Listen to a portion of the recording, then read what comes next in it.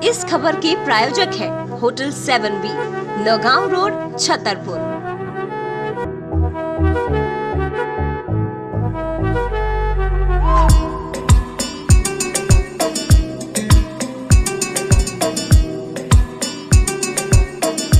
संसाधनों का वितरण गलत तरीके से हुआ, गैर ग्रामीणीकरण हुआ।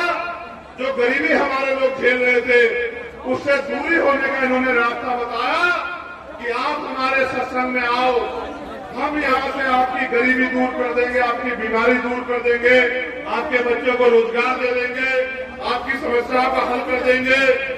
जो समाज हजारों साल गुलामी में रहा था, उस समाज को लगा कि हो सकता है इन आश्रमों में जाके, सत्संग में जाके, मंदिरों में जाके और तमाम तरह के धार्मिक आयोजनों में जाके शायद हमारी मुक्ति हो जाए। अपनी गरीबी को खत्म करने के लिए, अपनी बेरोजगारी को खत्म करने के लिए, अपने परिवार में जो बीमारी आ गई है, उस बीमारी को खत्म करने के लिए वो इन बाबाओं के पास जाते हैं। और ये बाबा हमारे दिए हुए पैसे से पलते हैं, हमारा खाके। अगर कोई पाखंडी हमें आंख दिखाएगा तो याद रखना, इलाज कर दिया जाएगा, ये बताने के लिए छतर हुआ। हम इनके यहाँ पैसे देते हैं, आप चेक करो। और मैं तो चैलेंज से कह रहा हूं कि बदलेगी सरकार, तुम्हारी एक एक संपत्ति की जांच ना कराई, तुमने किस तरह हमारे लोगों की जमीन दबाई, दलित की लोगी, तब मैं तुम्हें बताऊंगा, याद रखना। क्या तुम अभी की सरकार के भरोसे बैठे हो? याद रखना, निजाम बदलो। ये बैठो, ये नाराजगी करने लगे हो, बैठ जाओ अपनी जगह। ये व्यवस्था करने का काम पुलिस के लोगों का था। ये बैठे तमाशा देख रहे हैं, तनख्वाह हमारे लोग भी टैक्स से देते हैं। अगर ऐसा ही आयोजन सरकार के लोगों का होता तो यहां खड़े होते बीच में और ध्यान रख रहे होते। चिंता मत करो, बदलेगी सरकार, इनकी सुरक्षा करते नजर आओगे आप लोगों को।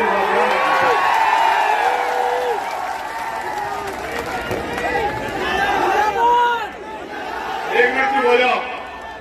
तुम्हारे आसपास एक 10 साल का बच्चा होगा, उसका नाम है प्रिंस। क्या कपड़े पहने?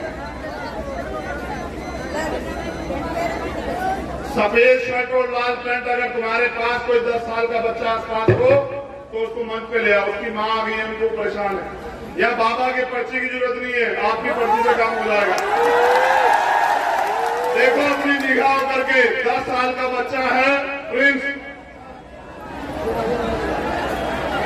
कहाँ है? ले आओ, ले आओ। अरे हमारा पहली जो अंतिम सरकार बनी उसमें चुनाव नहीं हुआ। वो चुनाव हुआ, बिना चुनाव हुए सरकार बनी, नेहरू जी प्राइम मिनिस्टर बने। और जब उनकी सरकार बनी, उन्होंने वादा किया कि हम संविधान को पूर्ण रूप से लागू कराने का काम करेंगे।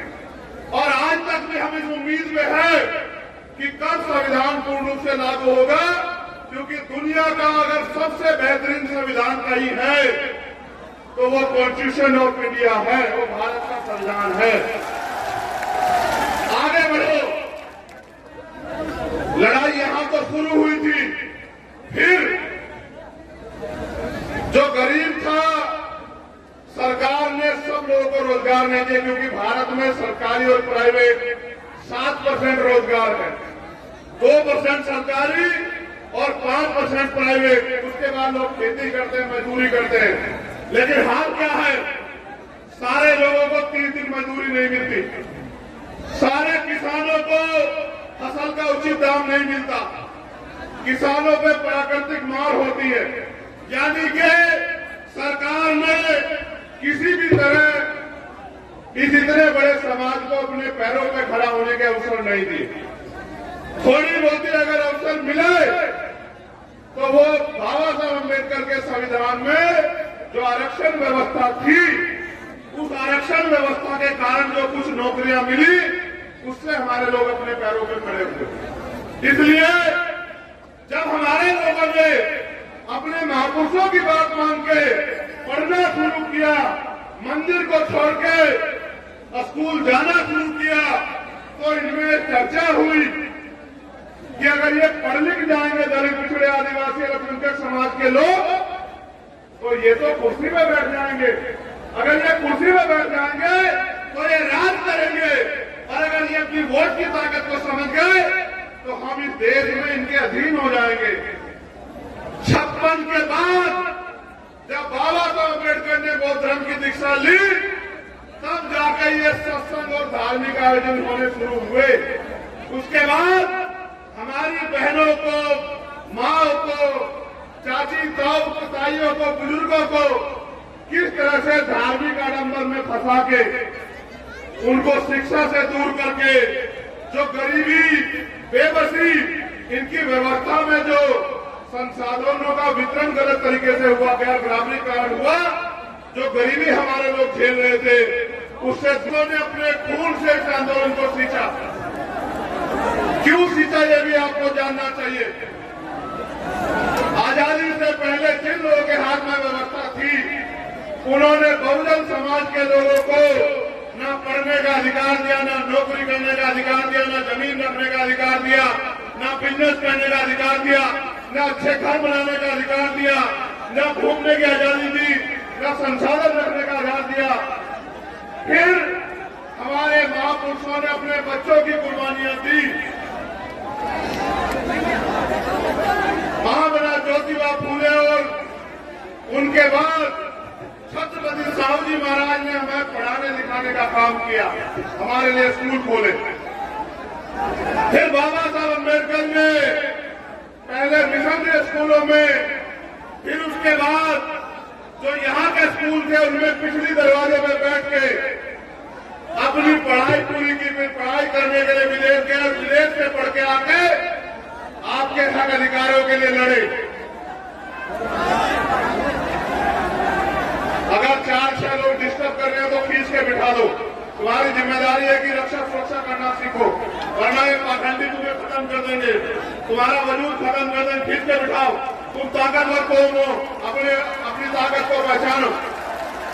कब तक मानते रहोगे, कब तक उम्मीद करोगे तुम लोग। ये जो बीच में लोग खड़े, बिठाओ, जो लोगों ने बिठाओ लोगों को। ये आपको और मेरी बात के बीच में डिस्टर्ब कर रहे हैं। इनको कोई अधिकार नहीं कि लाखों लोगों को परेशान करने का। इनको जो लगाकर बिठाओ, एक टांग में बिठे रहेंगे। ये बोले तुम लोग हटो, तुम्हारे बस का नहीं, तुम इधर रहो। ये तो समाज करेगा अपना काम, तो हटाओ लाठियां। ये लाठियां जिनके लिए दिखानी है उनको दिखाना, इनको मत दिखाओ। इधर बैठो,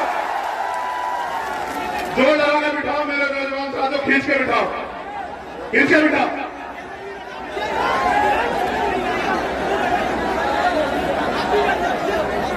और मत खड़े होने देना, अपने बराबर में चल सका भाइयों, पकड़ के रखना। कैसे रखोगे पकड़ के, सीख जाओगे धीरे धीरे सारी चीजें। चलो गौर करो मेरी बात पे।